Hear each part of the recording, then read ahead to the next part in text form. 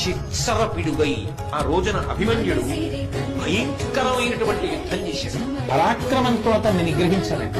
కర్ణుడు వెనక నుంచి బాణప్రయోగం చేసి అభిమన్యుడి యొక్క విల్లు విరిచేశాడు. శల్యుడు, బాహ్లికుడు, అశ్వత్థామ మొదలైనటువంటి వాళ్ళందరూ కూడా అస్త్రశస్త్రాలను ఒక్కసారి ప్రయోగించడం మొదలుపెట్టారో రథం కూడా విరిగి కింద పడిపోయిందో అభిమన్యుడు ఒక్కసారి మహావేగంతో కింద పడిపోతూ ఆ రథ చక్రాన్ని తీసుకుని కేవలం రథ చక్రాన్ని చేత్తో పట్టుకుని యుద్ధానికి ఉపక్రమించాడు.